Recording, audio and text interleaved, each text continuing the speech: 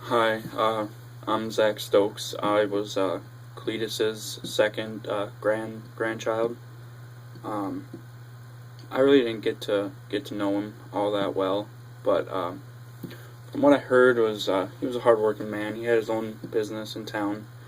So I mean, growing up, I understood why I never got to see him very much. But when I did see him, he was always in his chair in the living room watching politics or something like that, and he always had these huge Cuban cigars. He had them stashed in his room up on top of the dresser in a dark oak box with purple flowers all over it.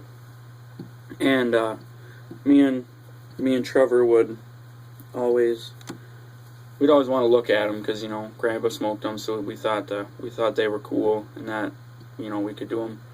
So we'd wait until he was in his chair and Grandma was in the kitchen doing something, and we'd sneak in there, and one of us would help the other one up there and grab them, and we'd set them on this box on the bed, and we'd open them up, and every time we touched him, it was like he knew we were doing something we weren't supposed to. So he would come in there, he'd walk back there, and he'd just stand and wait for us to realize what we did. So normally by the time we got done, we looked at them and we're like, oh, these are cool. He'd pick them up and we'd put them back on the shelf, so he wouldn't know that we were messing with him. And we'd turn around and he'd be standing there in the doorway. And we as kids were always like, oh, we are going to get in so much trouble here. We are going to get our butts kicked and it's going to be bad.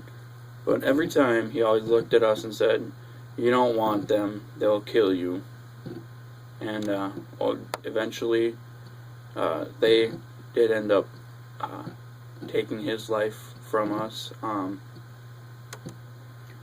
But because of him, I have never, ever smoked a cigarette or a cigar or anything in my life, and for that I owe him a lot, and I will pass down everything that one lesson taught me to everybody else I know and through my family, and hopefully they pass it down through them. So Cletus might be gone, but his lessons will live on through me and Trevor and everybody else in this family, and his teachings will keep going through our family until there is no more family. Just the last thing, he is happy now. I know that because he's with Grandma Charlotte, so I don't think he'd want any of us feeling sad for him.